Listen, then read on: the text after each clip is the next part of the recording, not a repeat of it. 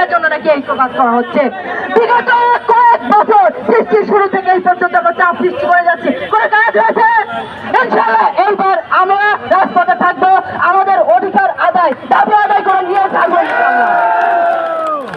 শিক্ষা মাস্টার, আমাদের মাননীয় শিক্ষা উপদেষ্টার মন্তব্যটা শুনুন। যদি আইন লঙ্ঘিত হয় তবে আইন কিংবা প্রশাসনিক কার্যকর পদক্ষেপ নিতে বলা হবে, জোরদার করা হবে। কোন আইন, পৃথিবীর কোন আইনে আছে আমাদের শিক্ষককে লাঞ্ছিত করা হয়? America, Switzerland, Finland, Vietnam, Lithuania, Estonia, Yugoslavia সকল রাষ্ট্রে 100% শিক্ষা নিশ্চিত করার পর কোন শিক্ষককে এবং রাজপথে দাঁড়াতে হয় না? কোন রাষ্ট্রের সাথে তুলনা করেন? ইউরোপ, আমেরিকা, উত্তর আমেরিকা, সারা বিশ্ব কোন জায়গাতে? ইভেন আফ্রিকাতে শিক্ষার হার এত কম, সেখানে কোন শিক্ষককে রাজপথে কেন বাইরে কোনো চেয়ার নিয়ে বসতে দেখা যায় না? এটা তো বাংলাদেশ। কেন দক্ষিণ এশিয়ার সর্বনিম্ন বেতন শিক্ষকদের, সেখানে সর্বোচ্চ কাজ এবং সর্বোচ্চ মানসম্মত শিক্ষা পাঠদান সবকিছু করা হয়, এত বৈষম্য কেন শিক্ষকদের সাথে? অন্য কোনো সেক্টরে কোনো বৈষম্য চলে না, মুখের কথা বলা মাত্র সকল কিছু দাবি দাও মেনে নেওয়া হয়। আর কাছে জানাতে চাই, সরকারকে চাপ সৃষ্টি করা এটা একেবারে মিথ্যা কথা, প্রশাসন মুখে উল্টোপাল্টা একটা অবাস্তব একটা প্রশ্ন।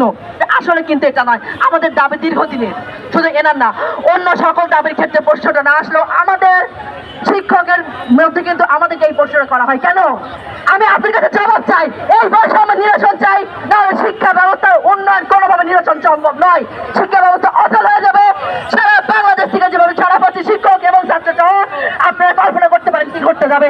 বিগত 1 বছর আগে তার প্রমাণ পেয়েছেন, আজকে শিক্ষক আগে নয়, পুরো জাতি, ছাত্র ছাত্রী, গার্জিয়ান সমস্ত কিছু, এবং এতে পুরো বাংলাদেশ উপকৃত হবে। শুধু আমি একা নই, আপনারা একা নই। এবং শিক্ষক জাতিকে এতটা দুর্বল ভাববেন না, ছাড় দিতে জানে, ছেড়ে দিতে জানে না। আমাদের ভুবনেশ্বর উপদেষ্টা বাংলাদেশে এসেছেন এবং আমি সর্বশেষ একটি কথা বলতে চাই, সকল কিছু ঊর্ধ্বে যদি মহান পেশা শিক্ষক পেশাকে আপনারা স্বীকৃতি এবং স্বীকার করে থাকেন, আমাদের দাবি দেওয়াগুলো দ্রুত মেনে নিয়ে প্রজ্ঞাপন দিয়ে দিন, তারিখ উল্লেখ সহ মাস সমস্ত কিছু। এর বাইরে আর একটি কথাও বলবো না, একটি দাবি আমাদের হবে না। আর যদি মনে বলবো না মানেন, তাহলে আমাদের এক দাবি হবে জাতীয়করণ। সবাই একমত? ধন্যবাদ সকলকে।